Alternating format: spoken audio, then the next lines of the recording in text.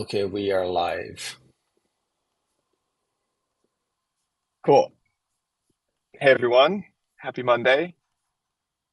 Yeah, so I have a short, well, not very short, a decent length agenda here. Oh, thanks, Terrence. That sounds very good. Um, this we don't have to like go necessarily in this direction. It's just what I thought kind of were some of the recent discussions. So just trying to get them all in one place. But yeah, I hopefully this can be like super interactive, super free form. Definitely chime in if you want to say anything or you have any other agenda items you want to add. So yes, this is inclusion list breakout rune number two. I guess the main goal here in my mind is to kind of continue this kind of sprint that Danny talked about and that we've kind of been scheming on about getting this proof of concept back in place and like starting the implementation, seeing what the blockers are from the core dev side, and then kind of making the go no go decision for inclusion lists in Electra over the course of the next week or two. I know that's kind of like a short time frame, but that's at least my goal. Um, yeah, I guess in terms of the spec discussions, kind of starting there, I'll copy the agenda part from that comment into the chat. Oh, it doesn't render very well, but okay, yeah, maybe ignore that. But I guess, yeah, in terms of the actual spec POC, I think there's been a little bit of confusion because we've gone like in a lot of circles in terms of the exact details of the design, and that makes people think there's a lot of different designs floating around. But there's actually like only really four decisions that we kind of are still iterating on. Those four decisions are this conditional versus unconditional, top of block versus anywhere in block, bundling or unbundling, and gas limit considerations. I think the one that makes sense to talk about maybe first is this bundle versus unbundle, because that's what Terrence and Potas have done a ton of work on. I read Potas's doc, which is, I'll send a link here, and Terrence put a big, comment in the PM repo. I'll also link that. Um, so yeah, I guess either Terrence or Potas, do you want to just give like a 3 minute discussion on on why unbundling makes sense? I think I'm pretty convinced, but before I was basically, I guess my intuition for why bundling made sense in the first place was just like simplicity, like, oh, you send the block with an inclusion list, the validation happens kind of at the P2P level. But yeah, I think after reading both these things, I'm pretty convinced that unbundling makes sense, but I think you guys could do a better job of steel manning that case. So maybe Potas, do you want to do a few minutes on that, and then we can open the floor up to see if anyone has any questions. Sure. I'm not sure if I'm muted or not. No, we can hear you. Okay, good. So there were some arguments. So far as I understand, the only one that actually gave a concrete argument towards not bundling was Dustin from Nimbus.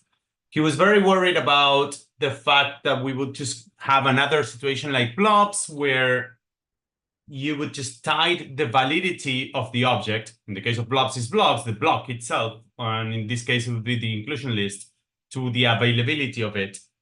And this is checked in an asynchronous manner. I think in my talk, what I just pointed is that, well, first of all, this is not the analogous situation.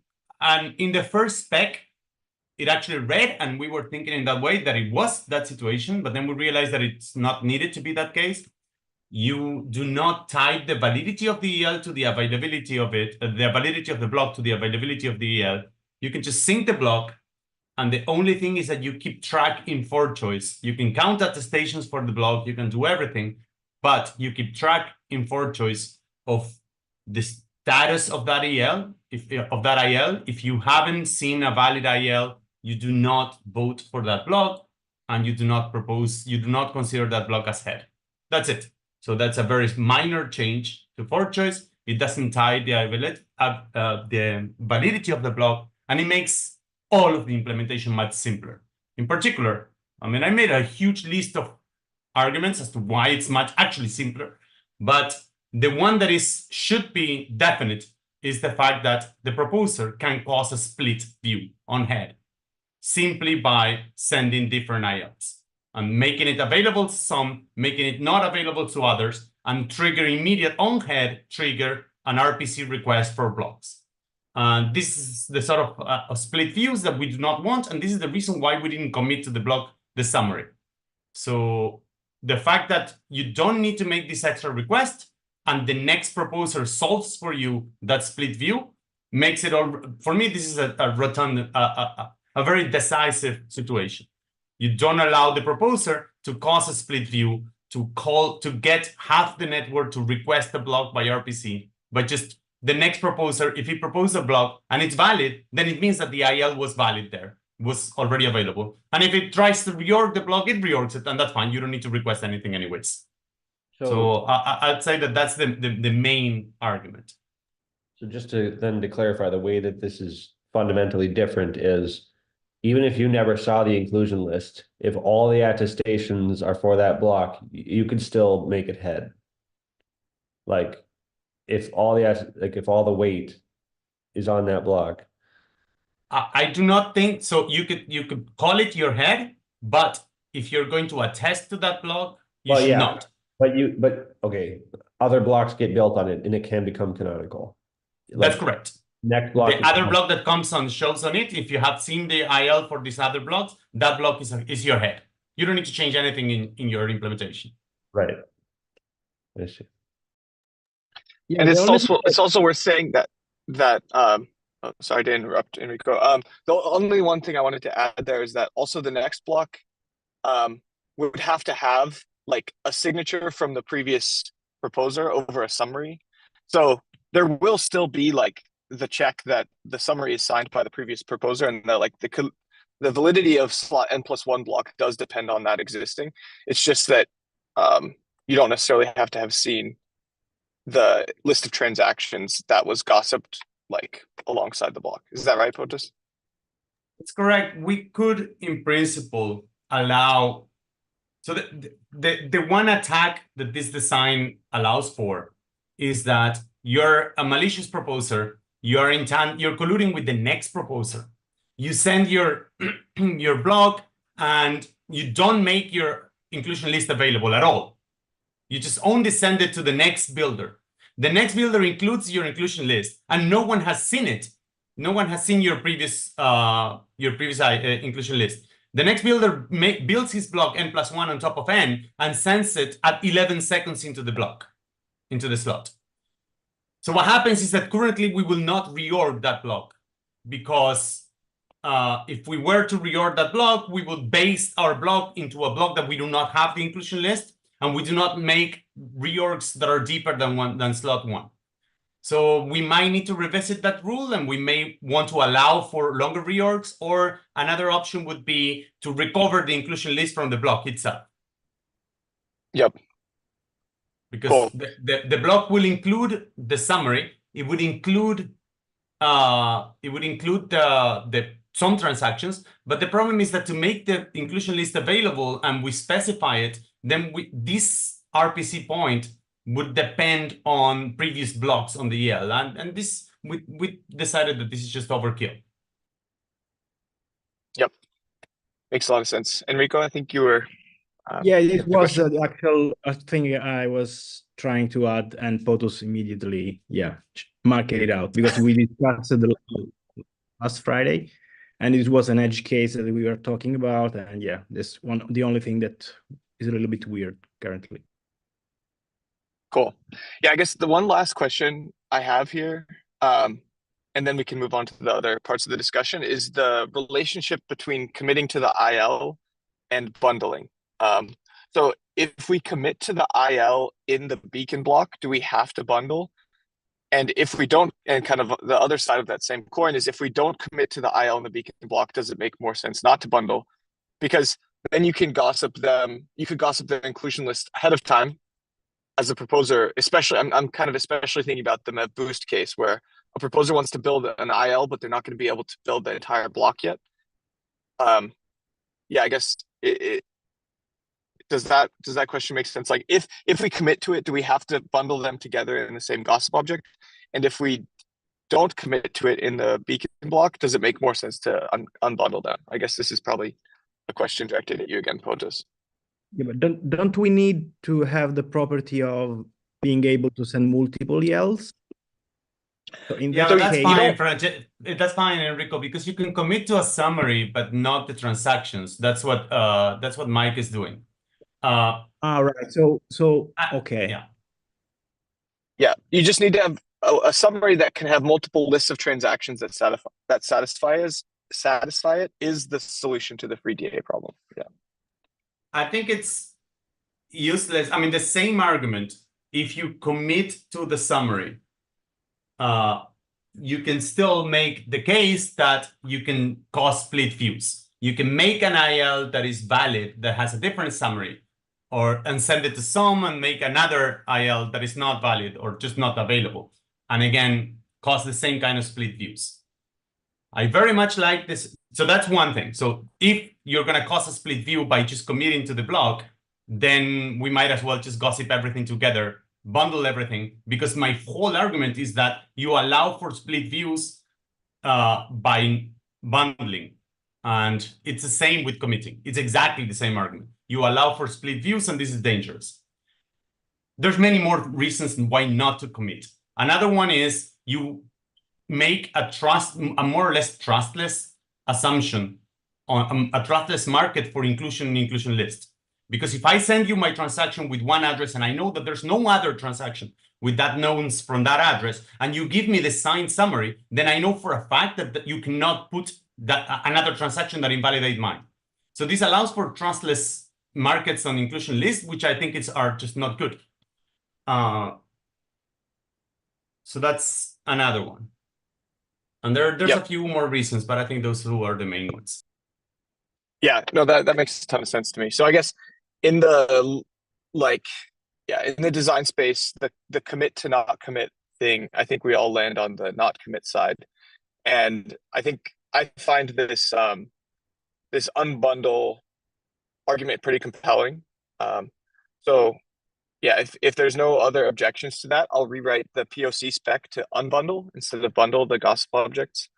And then, we can kind of treat that as the final decision for what goes into the POC. Cool. Seeing thumbs up.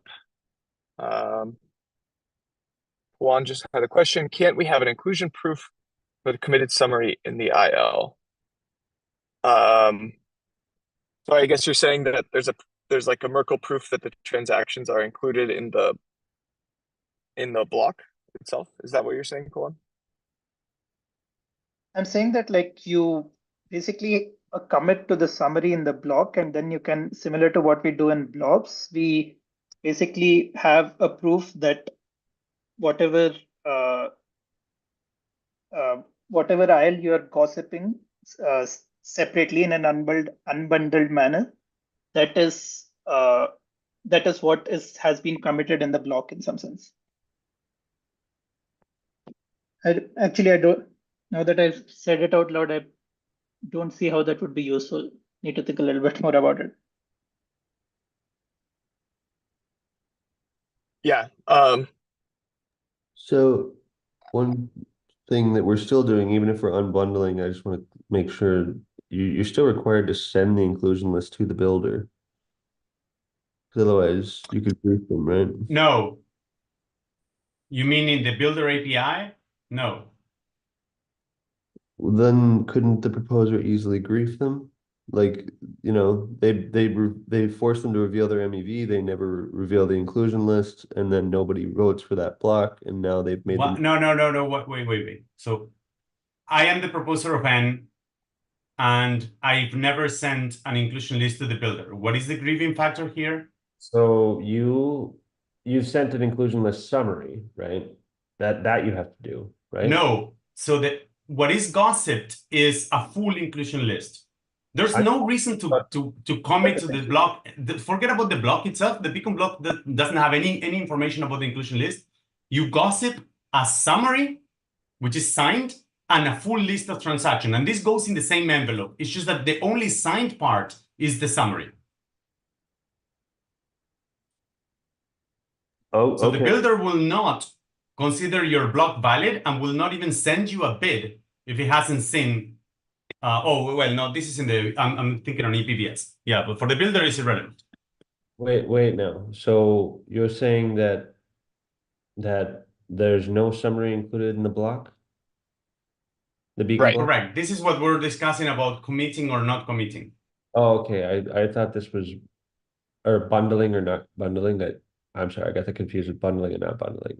Yeah, so these are two different things. You can commit to a summary in the block, and then it becomes a validity condition on the inclusion list itself that it's a list of transactions from that summary. Or you can just forget about committing to a summary in the block and then let the next builder include it. And then we only find out the reveal from when the next builder proposes his payload. And then the bundling or not bundling is a different situation, which is we have a summary, we may have it or not in the block, that's irrelevant. The question is, do the full list of transactions get gossiped with the block or not? So these are two independent situations. Okay, so let me wrap my head around the first one. So you as the proposer want to include an inclusion list. So you just, when you have your proposal, you send your block, it's all normal. You also send as a separate packet both an inclusion list summary and an inclusion list. And then it's up to the next builder on whether or not they want to include these things. What Well, they need to include one. they need to include an inclusion list summary or include the transactions. Is that what you're- Both. So the next builder, so during the production of block N, you send your block, your consensus block. No information there about any inclusion list. You send separately, that's what I'm proposing. I mean, there's a different decision, but this is one. Sure, Let's sure. just agree on one.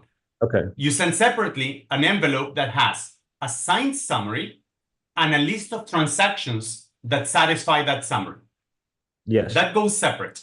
Now, during your block, nothing is seen of this on chain. Right. Nothing. The builder of N+1 includes in his payload the signed summary and a bunch of transactions that satisfy some of the transactions in the summary, except some that may have been satisfied in the previous block. And if he doesn't, then the block is not valid. Okay, how is it not valid if nothing about the inclusion list is on chain yet? If the next Because you need to include one valid summary and the transactions in your payload that satisfy that valid summary. It's a signed summary. You need to include at least one. And if the previous, like, there's nothing on chain yet. So the thing I'm having trouble understanding is that there's no difference to the chain at this point, whether the builder of block N didn't have an inclusion list at all, like never broadcasted one. That's correct. So the assumption here is that the validator set is honest. And if the block is head, it means that it got voted. And if it got voted, it means that the majority of validators got an inclusion list that is a valid inclusion list. Attesters only attest for blocks where they have seen a valid inclusion list. I see. Okay, so it's a softer, I see. Okay, so it's optimistic it's what the hell is it called? I'm sorry, I'm forgetting Pepsi would call optimistic validity. In a sense. I think like it's similar to that idea, I think. I'm not sure. I mean, the votes are on chain. The attestations eventually can be made on chain. And if you have enough attestations on chain, it means that either the validators were dishonest and they were lying, or the inclusion list actually was there. Yeah, this is just an analogy I use to understand, but I believe this is how Pepsi works on optimistic versus pessimistic validity. But yeah. Okay. That's an interesting idea. I have to think through the implications.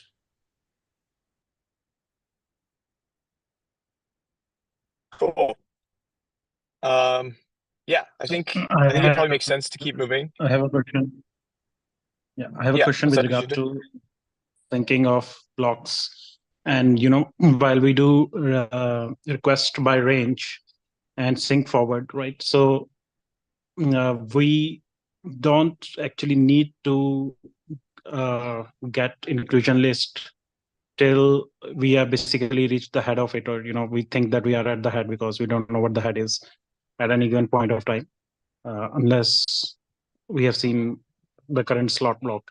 So what I'm saying is that so when we give these blocks to EL, and EL should be able to validate whether the inclusion list of previous slot was justified or not. So I think we basically, so what I'm thinking is, when we are syncing blocks by range, till the end we don't really need to. I mean, there is one way POTUS is saying, right, you keep track in your fork choice whether inclusion list is satisfied or not. But even then, EL can basically, whenever it's basically you are doing new payload, it can tell you that the parents inclusion list was satisfied or not. So I think if we have that, then basically it would become super easy. We wouldn't need to sync inclusion list till you are at the head, and you can just sync blocks and give it to EL, and EL can just tell you whether the parent block was valid or not, totally valid or not. And then you can basically, for the current block that you have imported, for that block you can basically start looking for inclusion list from the gossip or from request response. Yep, I think we all agree. So just to be, The EL will do it. Oh, go ahead, Mark. just to ensure I understand, and so you can in this design that you're proposing, POTUS, you can not broadcast an inclusion list. That's a thing that's okay to do. But no. You may not broadcast an inclusion list, and if you find the builder and you off the bat of, I mean, your block will not be attested, and it might be reorged. But if you're in collusion with the next builder, you can just give it to the next builder. The builder includes it, and it makes your block canonical No if that summary. block is voted. No summary, no inclusion list, not like, I mean, like if you don't care about what goes in the block. So you have to find something. No, you have to send an empty summary. If you want to not include anything, you need to send an empty summary, because the next builder needs to include something signed by you. Okay, so that this would imply that you then have, if you're not sending that to the previous builder, or like the builder of your block, if you don't send anything, then the builder of your block doesn't have to include your signed thing. They include the previous. But then they have no inclusion. They have no guarantees that the block that they're going to reveal the transactions and broadcast, and they don't want to do that until they have some assurances that their block is going to become canonical. And if you just never reveal your inclusion list, you can block it from becoming canonical, like griefing the builder. That's correct, and that's correct. So what's going to happen is the relay will not reveal anything if they haven't seen already your inclusion list. And in practice, we will be, at least Prism would be broadcasting the inclusion list like 10 seconds before the slot. Okay. I have a question regarding this, with this regard. So just to have a clear picture in my mind, so when there is the need of sending multiple inclusion list against the same summary, so where is the use case where the proposer have to do that? No. So they never need to do this. And actually, one of the advantages of not committing the summary to the block is that you don't even need to have like different transactions for the same summary, because if you didn't commit your summary to the block, then you could have completely different summaries out there. You could just send two completely different inclusion lists. You haven't even committed to the list of addresses, and the inclusion list could be anything. So you Now- can sign multiple summary. You can sign multiple summaries with multiple transactions that satisfy this. There's no slashing condition here. And the problem, it's not that you need to, that you want to do this. The thing is that you may do this. So this doesn't allow anyone to rely on the fact that they have seen such a thing to consider it already on chain and get the free data availability. Yeah, this is the free DA protection, actually, at the end.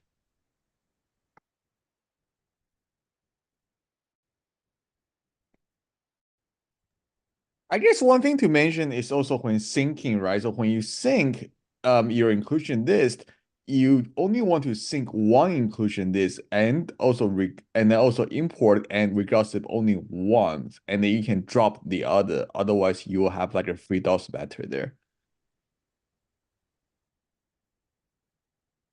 Yeah, I think it makes sense for the honest spec just to be the first one, right? Like, just keep the first one and disregard anything after that.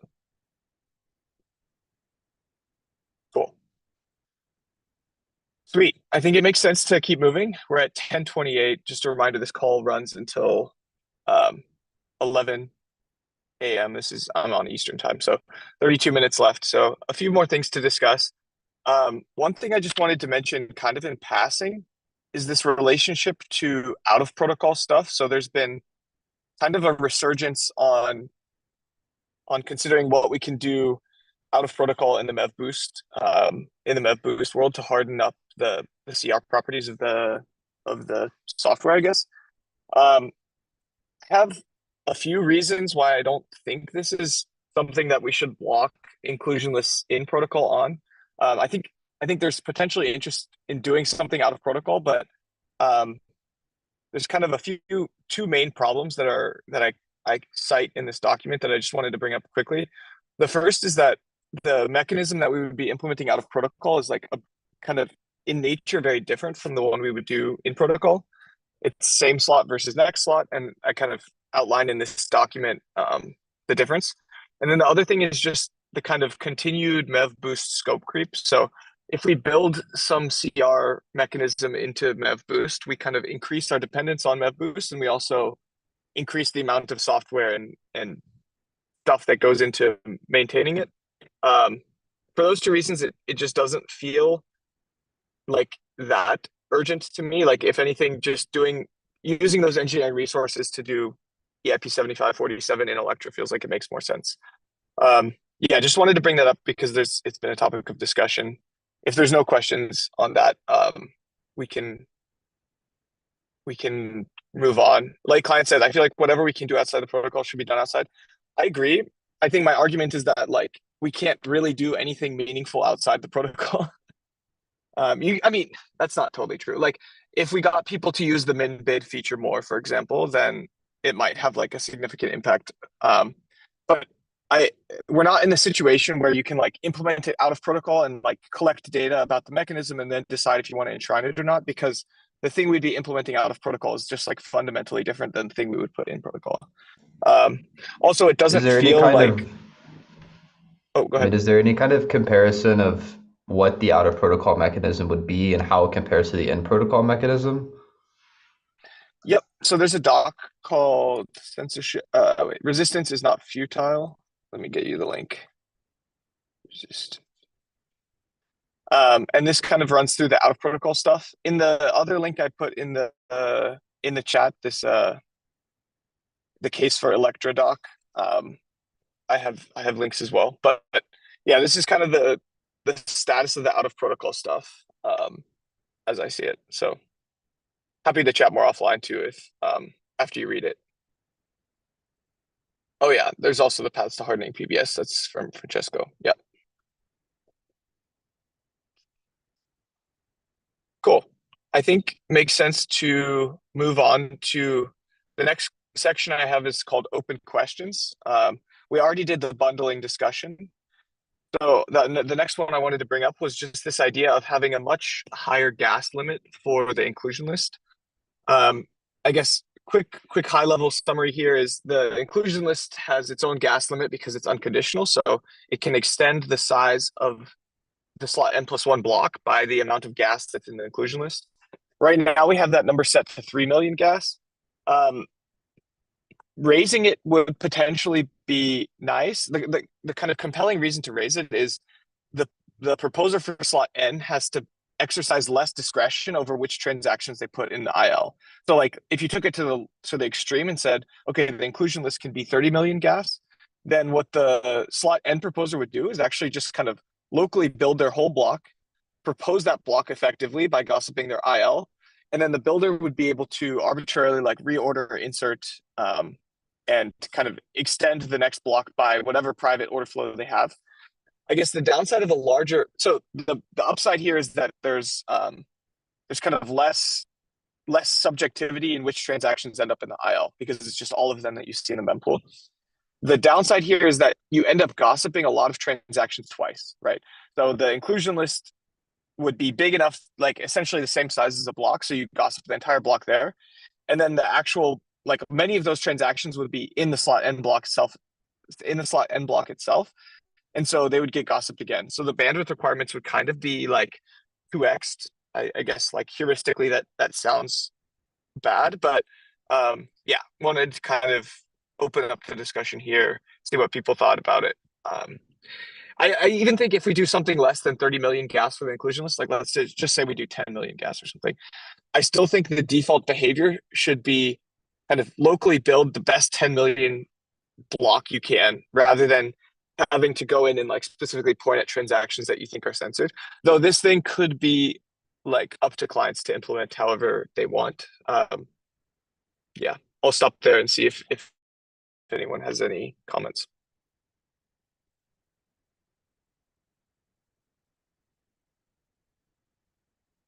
Yeah, Lucas.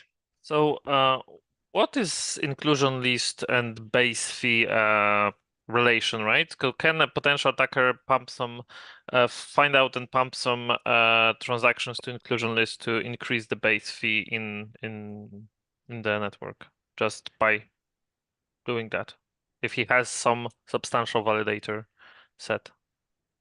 Yeah, so I guess the inclusion list gas limit does not factor into the gas used in the body of the block. So like if a transaction was forced or included by the inclusion list, that doesn't have an effect on the gas used. Well, actually, I'm trying to think how it's written in the EL spec right now. I don't think it should affect it. I mean, yeah, let's see. Mike, in the EL spec, you wrote not included.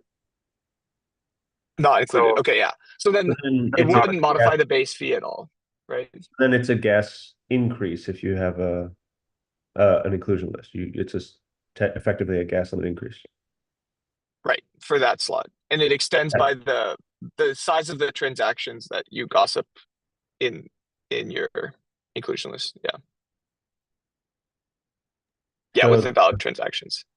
That's really good for like, I guess, not or like removing the downside to not include, or at least removing some of the downside, but it also means that we have to spec the gas limit to be below what is optimal whenever people don't, well, include an inclusion list. Although people do, or I should say empty inclusion list, but Yeah, so the only time the inclusion list block space becomes very valuable is if the block is full, because otherwise they could have just included those transactions in the block regardless, right? So this is like a relatively, small market for when the IL becomes highly valuable. So I think it's worth it. Potes, you have your hand up. Yeah, so I think because of what Mark is saying, I think we should count the inclusion list as gas in the next block, because otherwise it makes it harder to change this parameter. There was this idea, instead of having this constant as a constant in the spec, to have it just something as a parameter. I see some people discussing in the chat of like having it as some percentage of the gas limit, whatever it is. If we have it as something that we can configure and we just change a number and that's it, that's good. But if you don't count this as gas in the block, then we can just not make it larger without changing the actual gas limit, because we're going to be increasing the full gas limit otherwise. So I think it should count as part of the next block's gas consumption. Cool. Yeah, I'll check out the EEL spec and make sure that I fully grok it. But yeah, that does potentially seem correct to me too.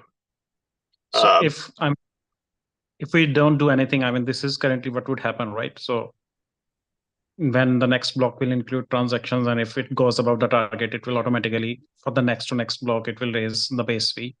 So if we don't do anything and don't specify anything, it will be taken care of.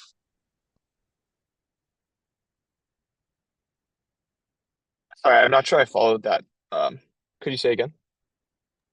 So I'm saying that, you know, if the next block is going to be filled with the transactions which are in inclusion list, so next to next block will see its base fee going up. So, I mean, it will automatically be taken care of. We don't really have to do anything.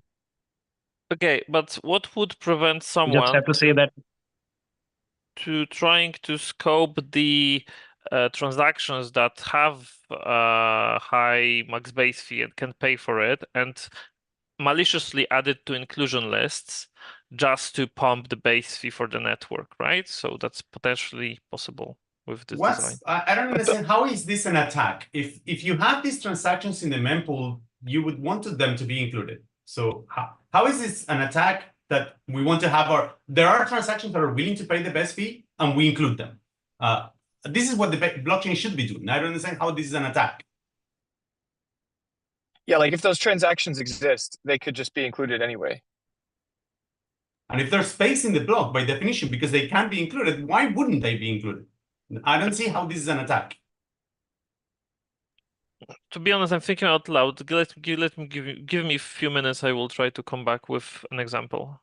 no attack. I can tell what the attack is. Attack is that, you know, you don't include in this block. So in the next block, the base fee goes down, and then next blocks get included. So if, for example, the next proposer is also sort of controlled by me, I can make sure that I can get bigger tip.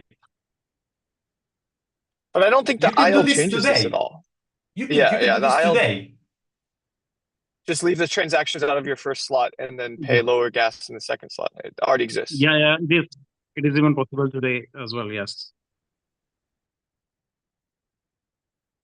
But I mean, cool. Let's say this way maybe users can also collude by, I mean, let's say next proposer is not mine, but I have many transactions and I also control the current proposer. So I can make sure that, you know, my transactions will see less base fee in the next block because I chose not to pack them in this and specify them in IL. So, I mean, this is not possible this today. This is the same today too. No, it is. It's the same as today because you have to trust the proposer to leave them out of the block, but put them into the IL. You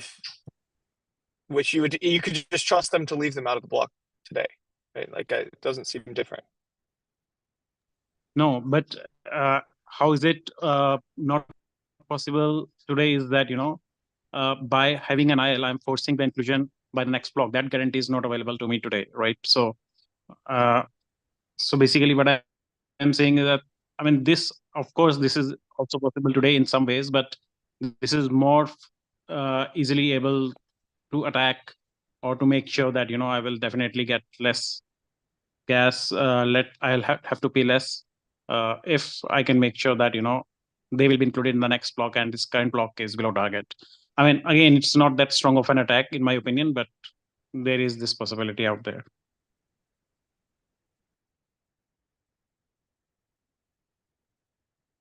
Yeah, I think it doesn't seem that potent to me. I think I understand what you're saying. Like if you collude with the slot and proposer to leave the transactions out of their block, but to include them in the IL, then you get some stronger guarantees than you'd get today. But yeah, I guess it doesn't feel that urgent to me. Yeah, I agree with regard to how impactful is the attack, and yeah, but this is just possible, theoretical analysis. Never mind. I mean, this design that you've said, POTUS, has sparked some new ideas in my head, but I guess they're not on the agenda. But it relates to what I was talking to both Mike and POTUS about earlier. So I think there is a design that defeats what we were worried about. I don't know if we could bring that up at the end of the call but Yeah, why don't we do that? We'll kind of cruise through the rest of the agenda and then we can open it up. Yeah, the next question is and this is from POTUS, how big is the DA problem? And if we have like the max size of the block EIP from Tony and Vitalik, then are we kind of over engineering by trying to solve the free DA problem? And should we just go back to the older design? Oh, Vitalik's question. Yeah, I guess personally, it doesn't feel like necessary to like the design is already simple enough to solve the free DA problem. It feels worth doing that. But if anyone has a strong opinion on further getting the design reduced to a point where we can just put the whole inclusion list, including the transactions in the block, then I guess we could get rid of the summary thing. I don't know. Does anyone have a strong opinion on trying to go for that or brainstorming it?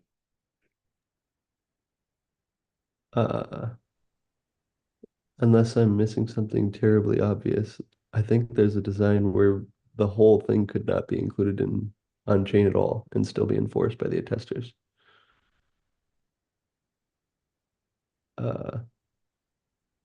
Like very similar to how MEV burn would work, in the sense that like you're just supposed to burn a certain amount of MEV and the attesters will enforce, and there's a cutoff time.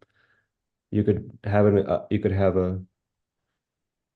inclusion like if the attesters see an inclusion list by a cutoff time, then they're going to the next block enforce it. Yeah, I've heard like we thought about this a long time ago. I forgot what we called it. I think just like committee enforced. No, anyway, we had thought about this. I think in general, I don't like this because it's like, why not put it on chain? Like, what's the benefit of just doing it at the attestation level? It feels like a weaker guarantee. The benefit is that the relay could no longer have the final say on whether or not a block is revealed in slot N, and the entire concern that I mentioned earlier is completely mitigated. Like,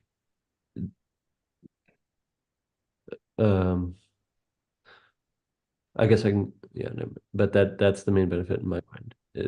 Like if relays were to take a very adversarial stance, like they already censor blocks based on the idea that they're going to be held accountable, even though that's never been decided by any court or anything like that. No, they censor blocks now because there's a demand for them to censor blocks, I think, right? Like some validators want to hook up to a censoring relay. Okay. Yeah, all right. I guess that does. Maybe I think it makes sense to put the summary into the block and not only P2P, because then you allow the attesters of the next slot to just check if any inclusion list was fulfilled and not if their specific inclusion list that they got confirmed, right?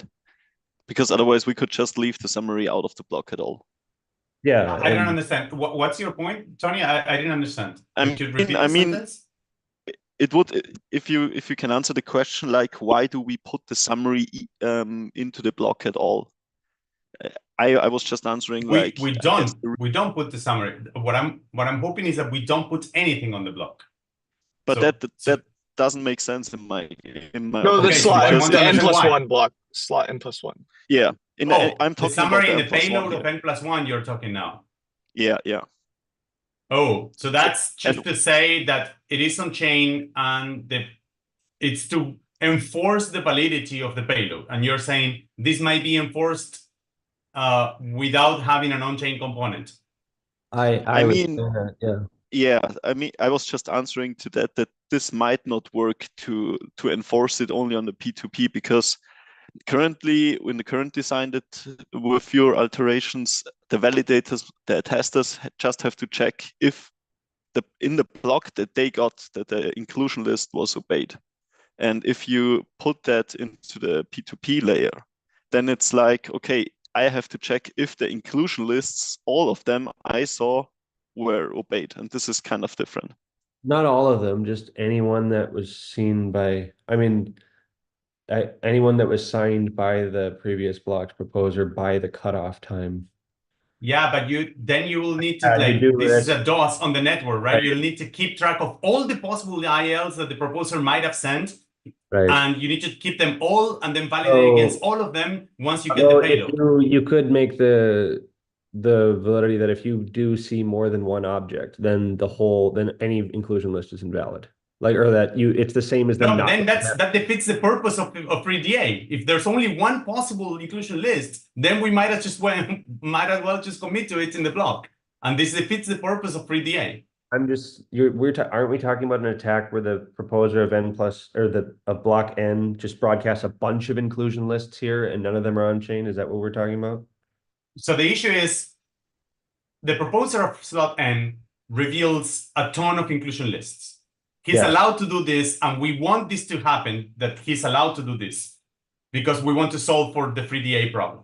Now, the builder of the next block includes transactions that satisfy one of these possible ILs, and you're an attester to that block. How do you verify if that block actually satisfied one or not? Unless you hold all the possible ILs that this proposer might have sent, there's no way for you to verify this. That's why the payload comes with a signed message, which why is the proposer would broadcast more than one IL, and my contention was that we would design it with the expectation that they would broadcast 0 or 1, and if they broadcast more than 1, then they broadcasted 0. That was my...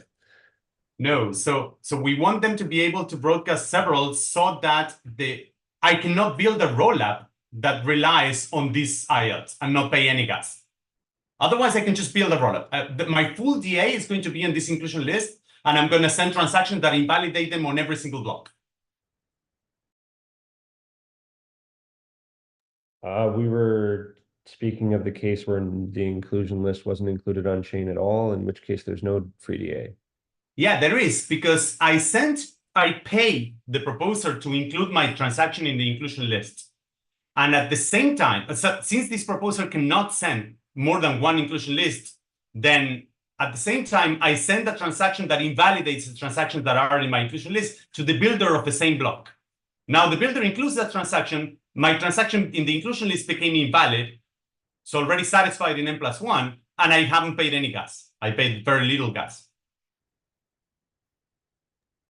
I think we should probably continue this discussion offline. We only have 10 minutes left, and I wanted to give Gajinder the floor to have 2 things he wanted to bring up, and then maybe we can conclude with like a higher level discussion about next steps and electric planning. So Mark and Potas, we can keep this going offline if there's still questions.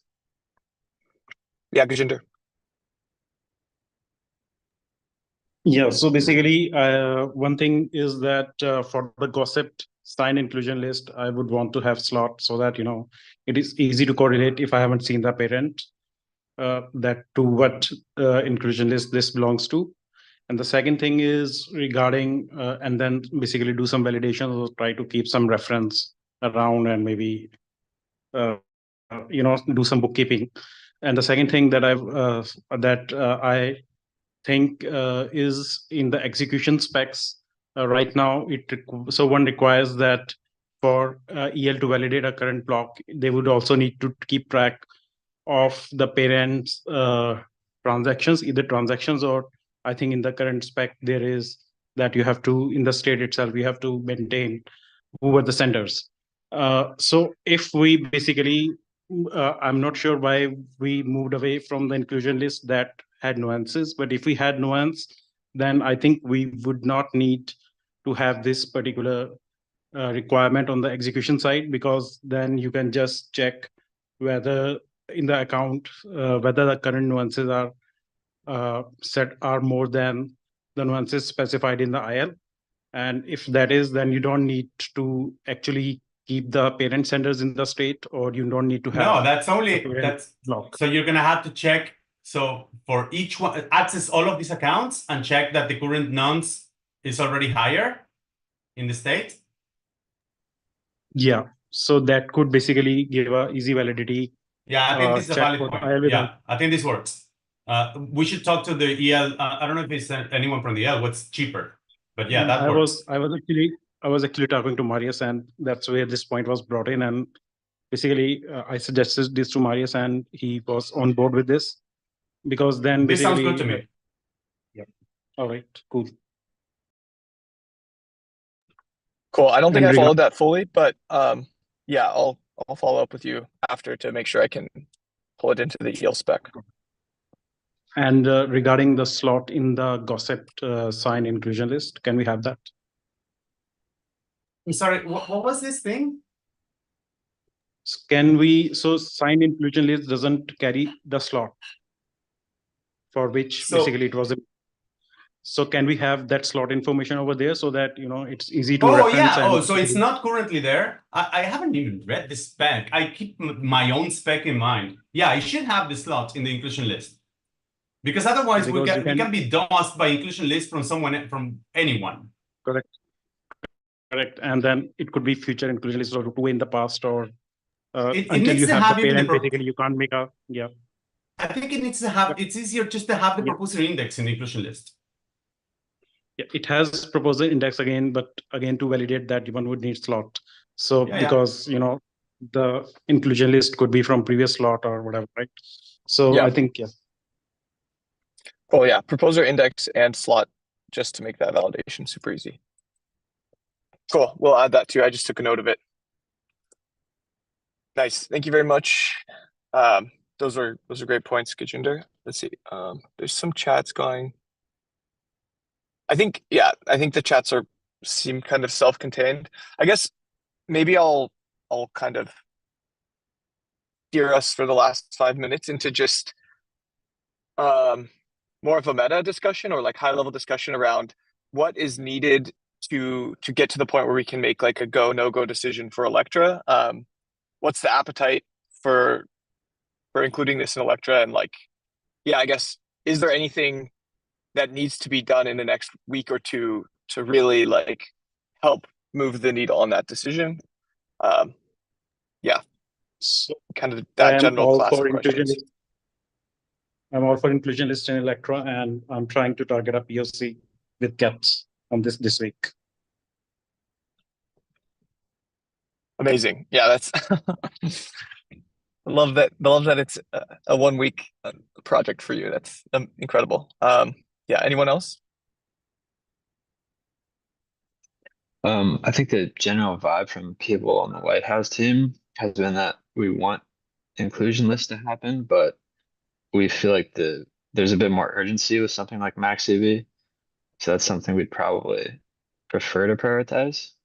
But yeah, supportive of ILs. I think I still have a few questions around what the design is gonna look like, but Juan's working on a prototype from our team. Seconded. I mean, not against ILs in this fork, just against, or I just really want MaxEV in this fork. Yeah, shall we?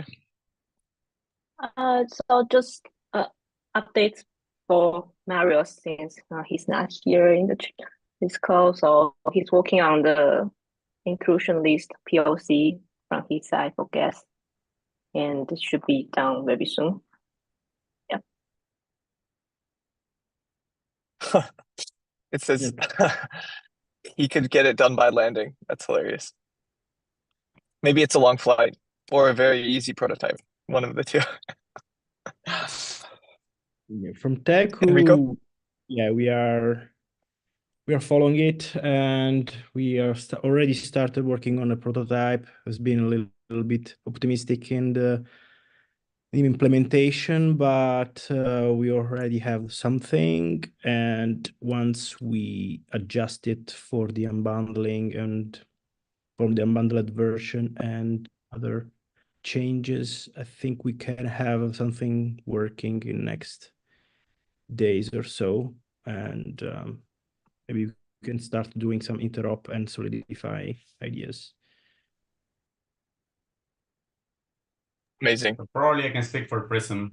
We haven't coded a single line of code until the full Python spec is more or less agreed on. I'm not going to start coding because changing from bundled to non-bundled, whether the slot is there or not there, and the validation is different. It's completely different, the validation, if the summary is in the block or is not.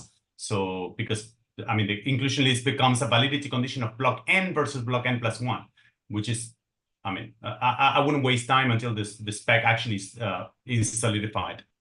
Having said so, we don't feel anything has changed. If I don't see any situation where I personally would be supportive of inclusion lists for the current fork, unless the fork moves to next year. And if it moves to next year, then I'd be supportive of inclusion lists being as part of EPBS.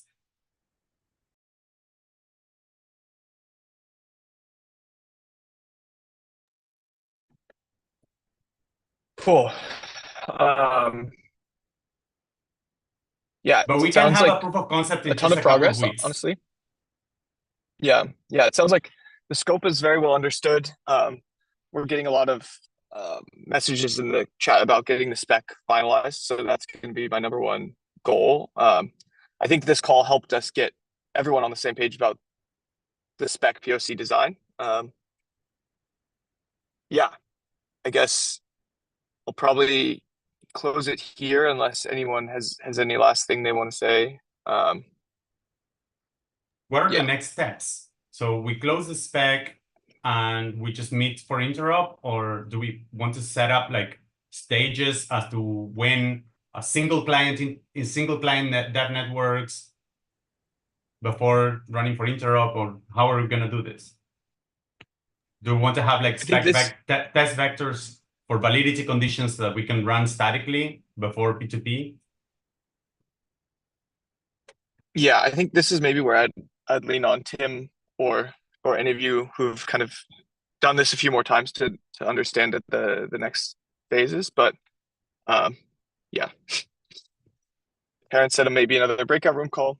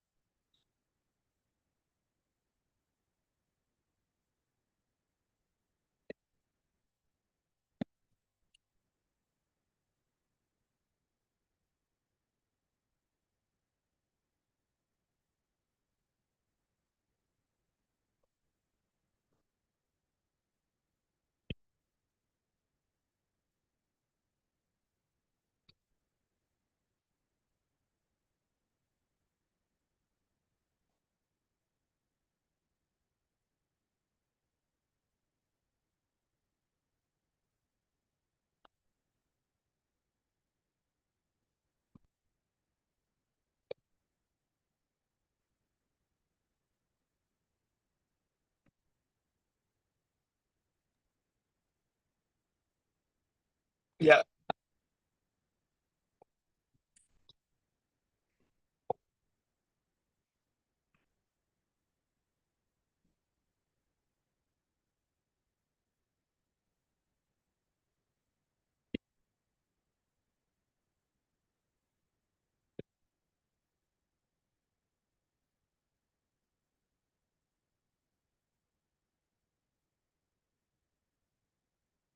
Yeah, it sounds like a great plan. Thanks, Tim.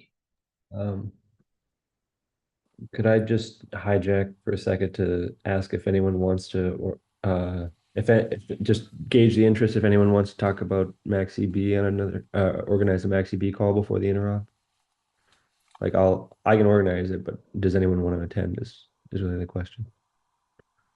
I'd attend. Preston is not here, but I'm sure he will.